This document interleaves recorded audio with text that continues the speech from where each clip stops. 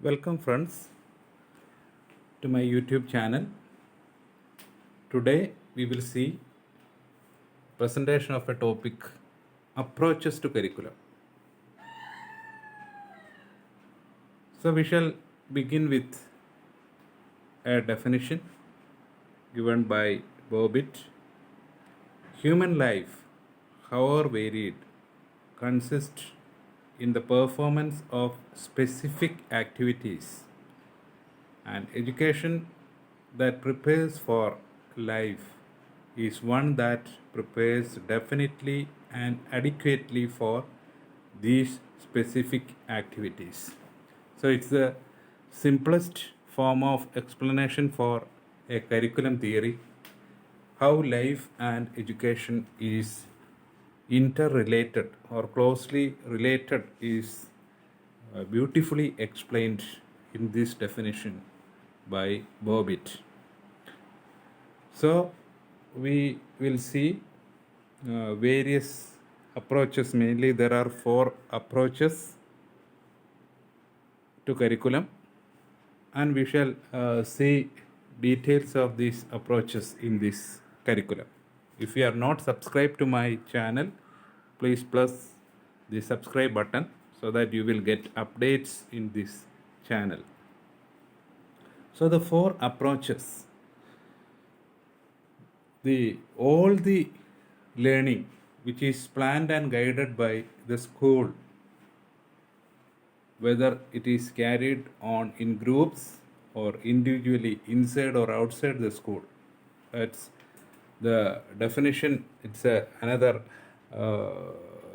concept or a definition for curriculum, which is an all-inclusive or latest definition on curriculum, is that learning which is planned and guided. That's the most significant part of that definition. The planned and guided, which is organized in an institution, a school or an education institution, and that is considered whether it is in groups or it is for individual, and that is defined as a curriculum by Kerr.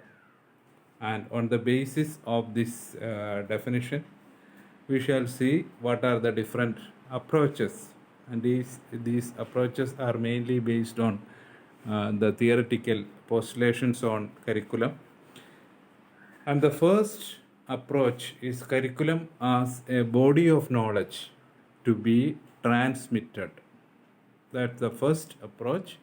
And the second one is curriculum as an attempt to achieve certain ends in students. It's a product approach. Then curriculum as process and curriculum as praxis. These are the 4 approaches. We shall discuss in detail each of these approaches. The curriculum as body of knowledge to be transmitted, or curriculum as product, curriculum as process, and curriculum as praxis. So first of all, let us see what is curriculum as content. So many people think curriculum as syllabus or equated curriculum to syllabus. So that postulation, that consideration, that perception as curriculum as content or a syllabus outline or a list of topics to be transmitted to. So we are familiar with, mainly in schools we found teachers, they are always struggling to complete their portions or topics. So the basic perception behind this is that curriculum is something to be cover up in the sake of some listed topics. So that's a first approach to curriculum. Syllabus tend to follow the traditional textbook approach of an order of contents or a pattern prescribed by logical approach. That's a definition. It's a given for this content approach or curriculum as knowledge, a body of knowledge approach by Curzon. So It's a naturally the traditional, most traditional approach to curriculum. It's also, we can say it as a textbook approach. We are always using prescribed text system. We have specific textbooks for different classes as well as specific content in each of the textbook. Hence, it is a prescribed textbook system or such approach, or content is given in specific order, one after another, or a specific pattern. And another explanation, curriculum is a body of knowledge, content, or subject. Education, in this sense, is the process by which these content or topics are transmitted or delivered to students by most effective methods. That's another explanation for curriculum as content or curriculum as body of knowledge, or the transmission aspect. It should be there should be some knowledge, and that knowledge is required for students or human beings, and this knowledge should be transmitted through various methods. So that's the concept behind the first approach to curriculum. So in this approach, usually we can see various subject oriented or discipline oriented, discipline based curriculums are framed on the basis of this approach, curriculum as content. And the second approach is curriculum as product. So the curriculum as product, the product here stands for some objectives or outcomes. At the end of this curriculum, it is expected that learners should acquire or realize certain objectives, or there shall be certain learning, specific learning outcomes. So the work of two American writers, Franklin Bobbitt, whose definition we have seen at the beginning of this presentation, and Ralph W. Taylor, who dominate the theory and practice of curriculum as product. So the abilities, attitudes, habits, appreciations, and forms of knowledge in a society will be objectives of the curriculum. So according to Bobbitt, the abilities, attitudes, habits, appreciations, and forms of knowledge in a society will be the objectives of the curriculum. So we already discussed that it is an objective oriented curriculum, a product oriented curriculum, and the objectives of the curriculum shall include human abilities. So in the definition itself, we see that human life and education are so interrelated. So all those abilities, attitudes, habits, etc., along with required knowledge, should be the objectives of the curriculum. And Taylor further systematized the theory, the product theory, which was based on 4 fundamental questions. He framed 4 fundamental questions, 4 important questions regarding curriculum or curriculum planning or curriculum framing. So answer to the 4 questions will help us to develop a curriculum. So that's these 4 questions are key to the product approach or product theory to curriculum. The first question: what educational purposes shall the school seek to attain? That's the first question.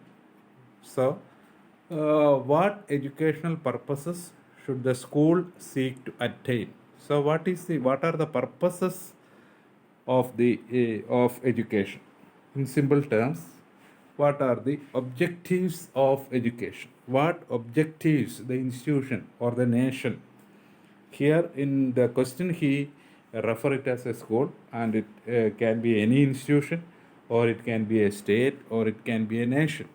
So, what proposals the nation has, the state has, or the institution has to uh, attain through the curriculum? So, that's the first question. Then, second question. So, first question about objectives. What should be the purpose of the particular program? And the second question is what educational experiences can be provided that are likely to attain these purposes? So, what are the educational experiences that can be utilized to attain the purposes which are identified as answer for question number 1? Question number 1, we are seeking answer for the purposes or the objectives of the education, objective of the program. And in the second question, it demands answer for the variety of experiences, learning experiences required. What are the learning experiences required to attain the objectives identified or the purposes identified? And question number 3, how can these educational experiences can be effectively organized? So the third question demand answer for how to organize the educational experiences. So the first one regarding framing purposes or objectives. Second one, identification of learning experiences.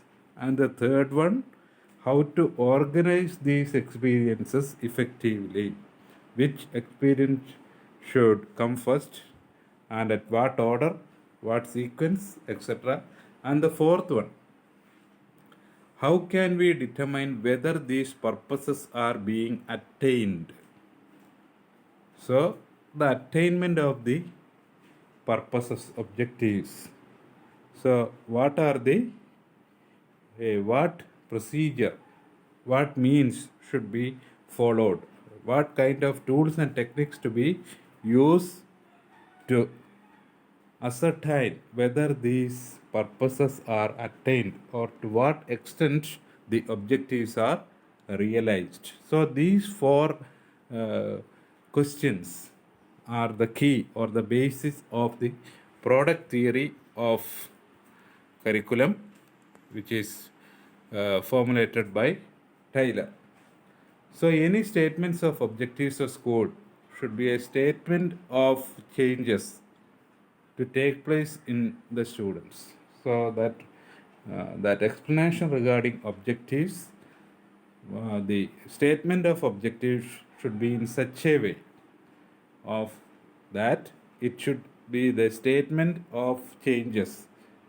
This product approach is mainly in other words, it is termed as behaviorist approach.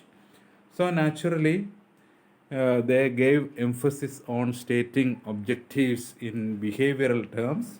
So the statement of objective shall be the change in appropriate behavior of learners. So what all behavior modifications, behavior changes are expected to be attained in students as a result of this curriculum? Then the attraction of this curriculum theory and practice is that it is systematic. The first, another significant of this curriculum is that it is systematic, which is started from objective, then it goes to learning experience and its proper organization, and after going through the experience there shall be an evaluation. Hence it is systematic and it is highly organized. Then central to the approach is the formulation of objectives. That is the key concept in product approach to curriculum.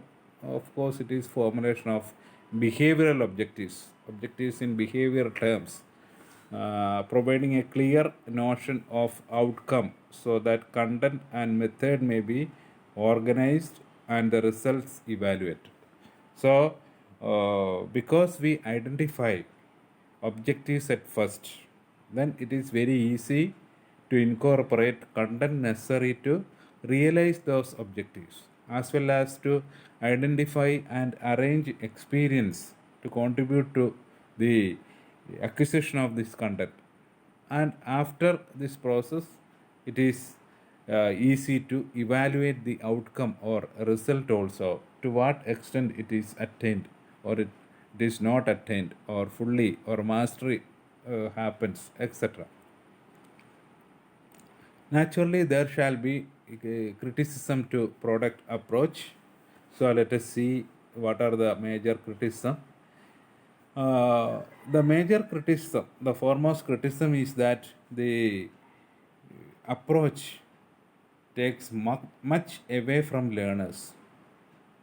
The learners have no role at all in this kind of curriculum. They just go through the curriculum and to uh, come out as some products what the curriculum demands. The learner should mechanically develop so they have no uh, involvement much to do in the curriculum. They have no voice, less consideration about learners is the major criticism. And there are questions around the nature of objectives. So objectives are pre-stated. So learners are learners' opinions, learners' interests are not incorporated when the objectives are framed. So, regarding the nature of objectives, what objectives and uh, what nature, the extent or the depth of objectives also are questionable at times, then the role of overall judgment is somehow sidelined. So, another criticism that there shall be a long list of objectives to be attained, and we are testing whether all these objectives are attained or not. So it is just like sometimes it is compared to a list of items, whether all these items are present here, or when we are doing some verification of items in a lab, we have a long checklist, and we check all these and these items are present here, or these are not here. Just like that, we have a list of objectives, and we have checked these and these objectives are attained.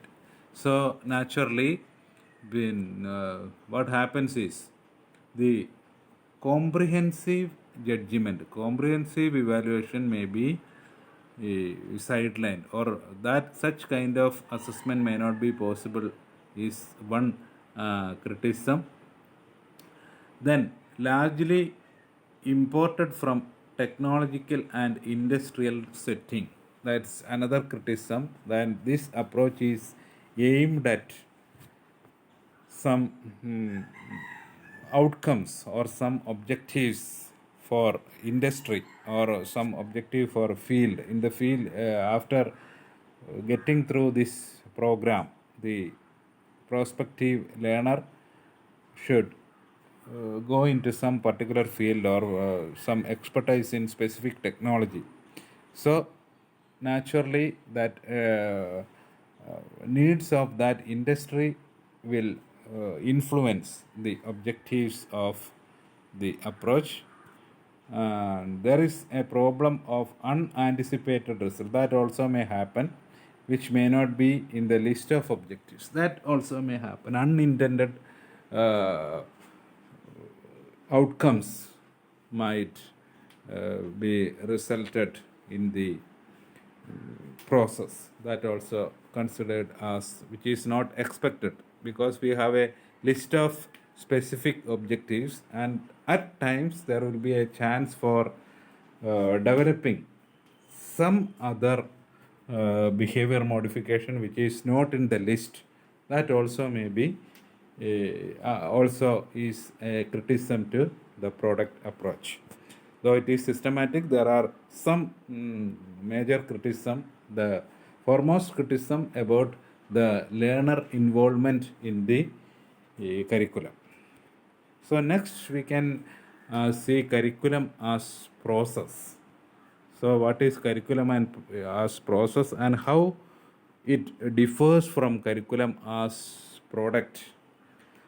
So when we talk about curriculum as process, the most prominent name is Lawrence Stenhouse, who produced one of the best known exploration of a process model of curriculum theory and practice. So he is a very well known proponent of process theory, and he defined curriculum tentatively. A curriculum is an attempt to communicate the essential principles and features of an educational proposal in such a form that it is open to critical scrutiny and capable of effective translation into practice.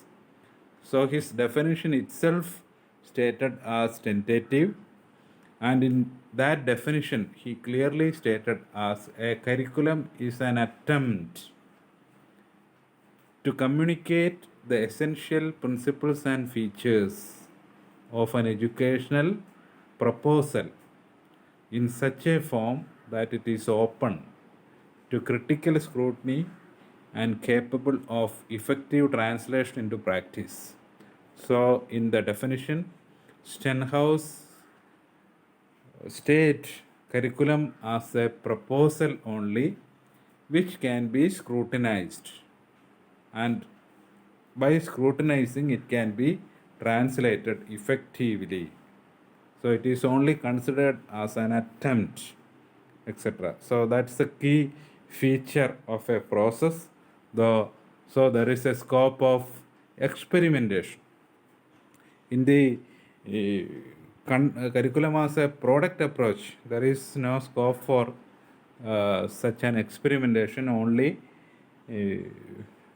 stress on outcome or product. Here, in the process approach, we have got an opportunity for experimenting something. So, this is only a proposal as in the definition.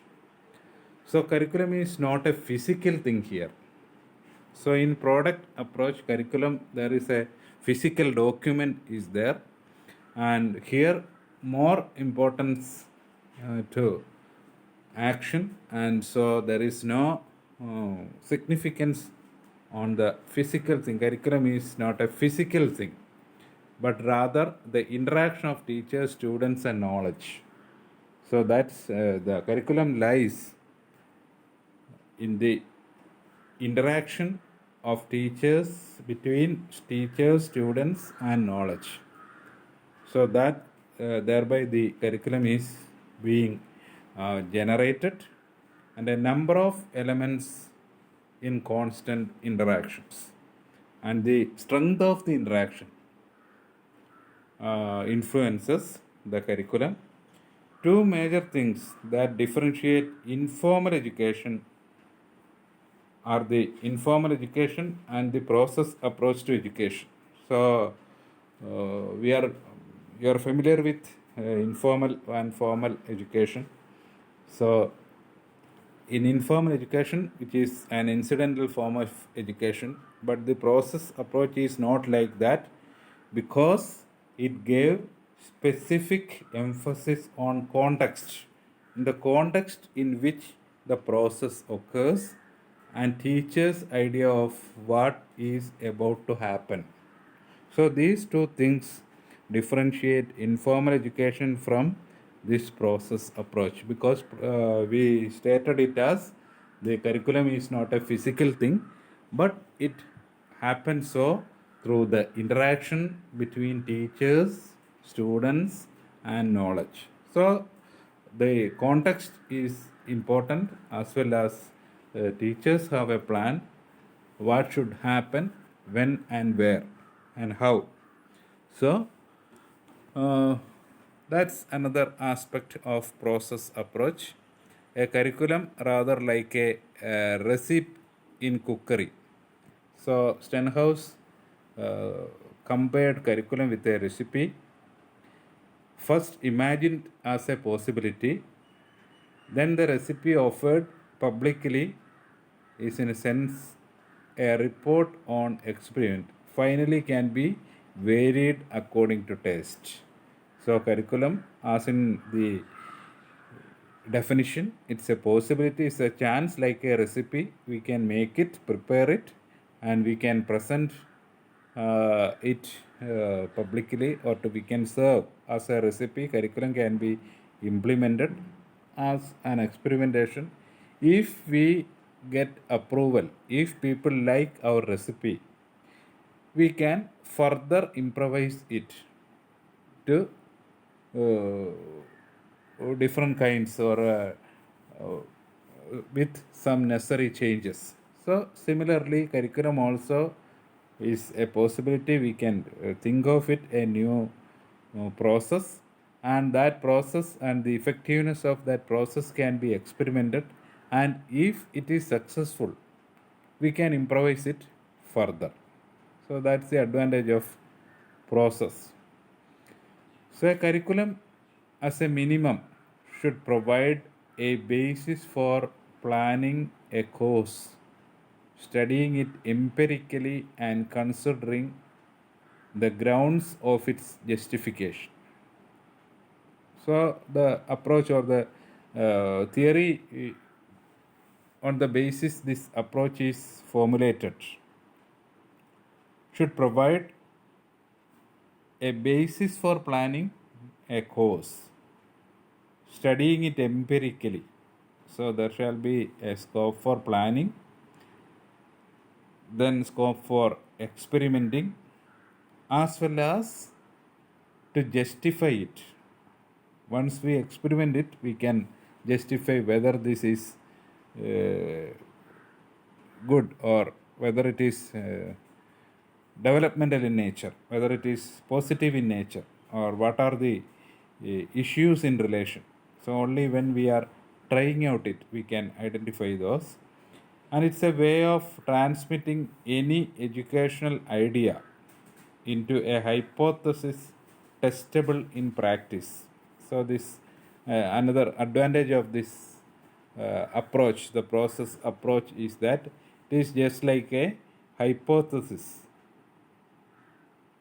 Curriculum is the aspects of curriculum, or the ideas of education proposed through curriculum is just like a hypothesis. We can practice it to test whether we have to accept it, whether we have to modify it, or whether reject it. So it invites critical testing rather than acceptance.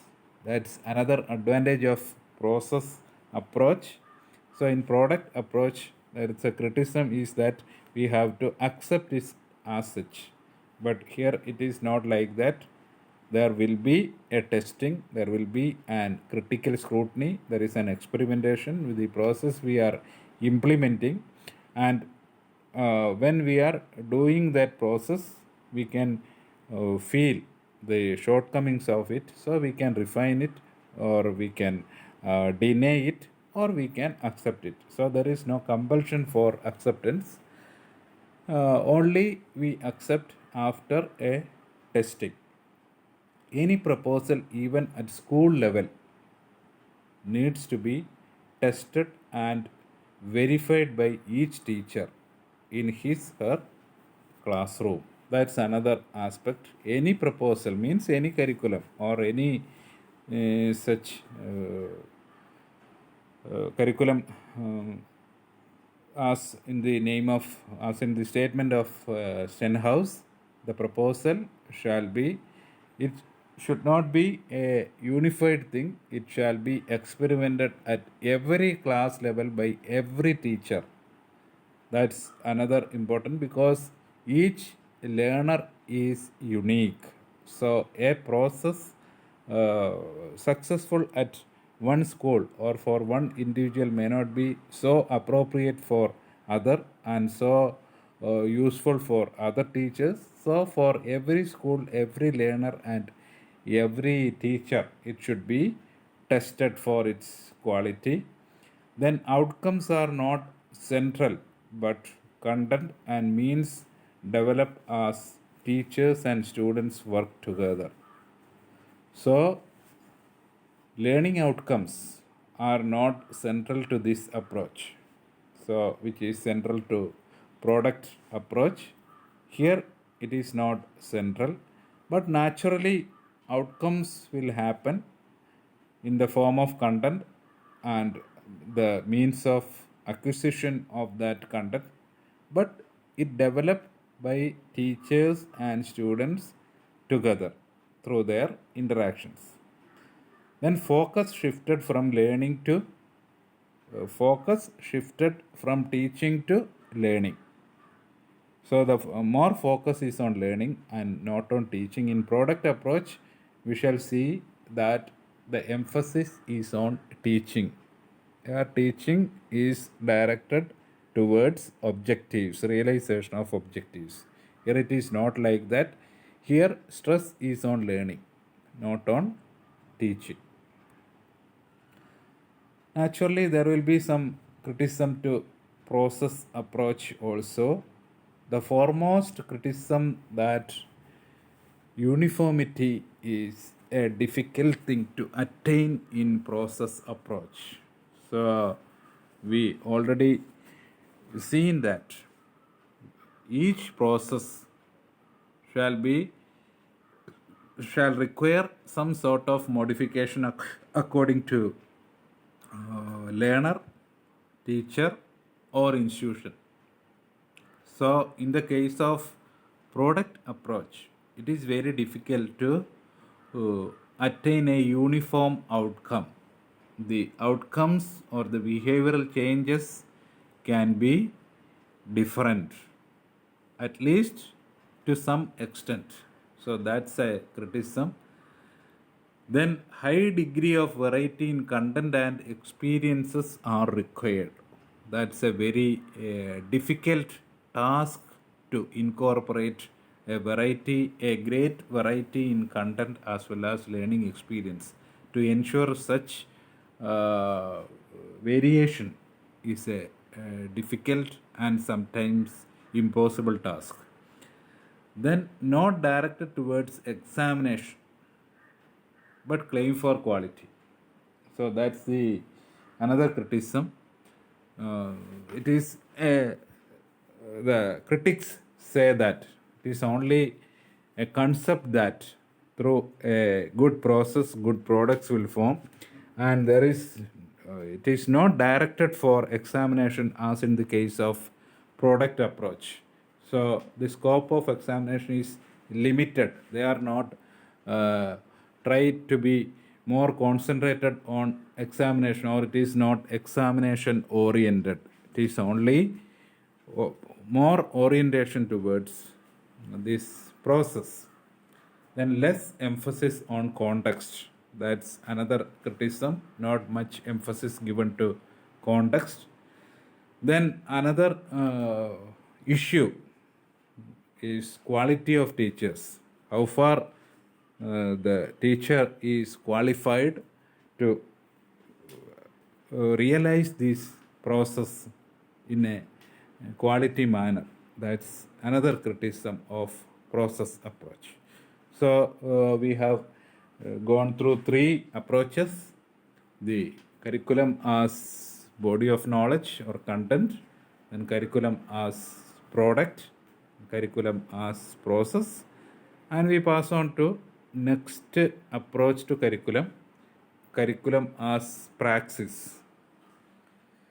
Curriculum as praxis is in many respects a development of the process model. So it is considered as an extension of process model, makes an explicit commitment to emancipation. Thus, action is not simply informed, it is also committed. That's the concept behind praxis. So it's an extension of process model, more action with commitment and more freedom. So no restriction for learners, they can learn the it's with commitment. Action is not informed because say for example when we are doing an experiment, there will be a definite procedure at the beginning. So those who are going to conduct that experiment first to study the procedure, how to do it. So in life it is not like that. So the process approach, the advocates of praxis approach says that in process approach there is an artificial setting for practice, but here in praxis it is not practice, but it is life itself. So how things happen in life. Similarly, the curriculum should be similar to that. So there should be some commitment or committed action, means necessary involvement from the part of learners is demanded or required or happened in praxis approach, and naturally they are free to do it. So that's the cream of praxis approach.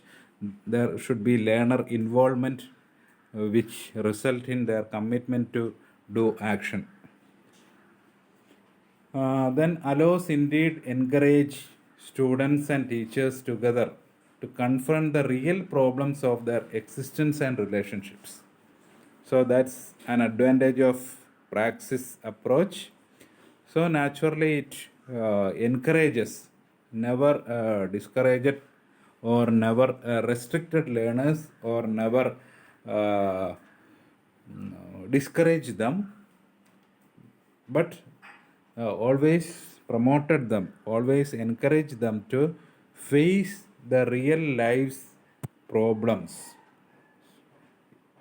So that's the most significant aspect of this praxis approach. Because this approach gave more emphasis to life and the problems in life. Teachers enter particular schooling and situations with a personal but shaped idea of a good and a commitment to human emancipation. So that's regarding the concept of a teacher in praxis approach. Teacher should come with a clear idea of a good and a commitment to human emancipation. So that's that freedom, that human freedom, that which is expressed in the theory of critical pedagogy. So that freedom and commitment to realize that freedom. So the teacher, the nature of teacher should be like that, and should have the ability to think critically in action. So there should be action based on life problems, life realities, and that thinking should be critical. So it is essential to identify what is critical, and there should generate appropriate action. An understanding of their role and the expectations others have of them. That's another thing. The teacher should have proper understanding of their role and what is expected from the teacher, what others expected from the teacher also is a significant aspect.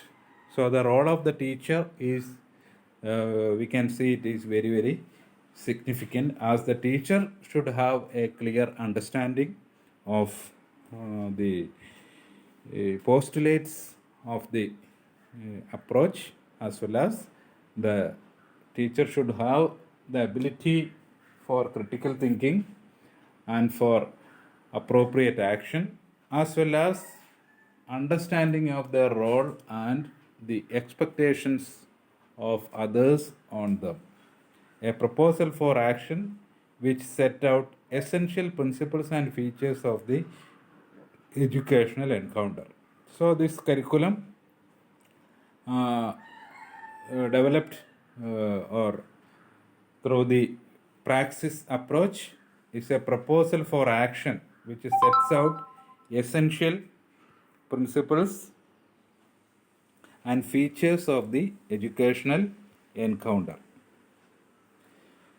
So they encourages conversations between and with people in the situation. That's a significant thing. Conversation between they suggest they encourage more and more interaction between people in the same situation, out of which may come informed and committed action. So these interactions will be the basis of committed action, involved action, which is a result by this communication or this interaction between people in a group. Here, learners in a group or in a class, they continually evaluate the process and what they can see of outcomes. So naturally there will be continuous evaluation because people are interacted together, not simply acted as passive. They are continually interacted. So naturally the evaluation will be integrated with the interactions. The curriculum itself develops through the dynamic interaction of action and reflection. That is, the curriculum is not simply a set of plans to be implemented, but rather is constituted through an active process in which planning, acting, and evaluating are all reciprocally related and integrated into the process. So, that is another significant aspect, which is not like the product or process model. It is developed through interaction of action and reflection. So, in that stage, this praxis go beyond that of process. In the case of reflection, there is not only action, but reflection on the basis of action. So, in that way, it differentiates from process approach. Then the praxis approach does not focus exclusively on individuals, but pays careful attention to collective understandings and practices and to structural questions. So, no individual attainments such as behavioral modifications are not expected, but pays attention to collective understanding, group understanding. People, because we are living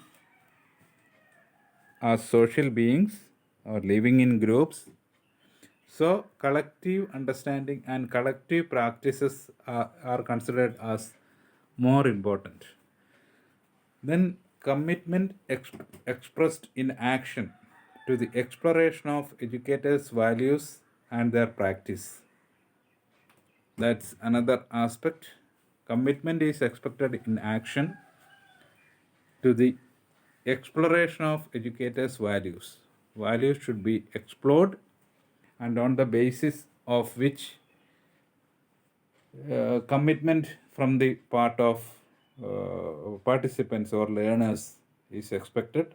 Exploring their practice with their peers, that also is an essential aspect. We already told that the individual the focus is not on individual but on group understanding. So naturally the actions should be in groups or together with the peers. They would be able to say how their actions with respect to particular interventions reflected their ideas about what makes for the good. That also is reflection on the methodology, also is important, the way in which we are doing things, how we have to reflect upon, then only we have to refine. So we have to reflect upon the ways on which we are doing things. Criticism is that there also is a criticism for this praxis approach. It is that it does not place a strong enough emphasis upon context. The praxis approach also, that also criticism is that which gave less emphasis to context but on action only. So that's about this topic, approaches to curriculum, and these approaches is rooted on the theories of curriculum. There will be the 4 approaches we have discussed. The approach that curriculum is considered as a knowledge to be transmitted, body of knowledge to be transmitted, or curriculum as content, and curriculum as product which is objective or outcome oriented, then curriculum as process where the curriculum is considered as emerged out of interaction between teacher, learner, and knowledge, and curriculum as praxis, further extension of this process to a more degree of commitment and without any restriction, no focus on individual but on collective understanding. So that's the end. Thanks for watching.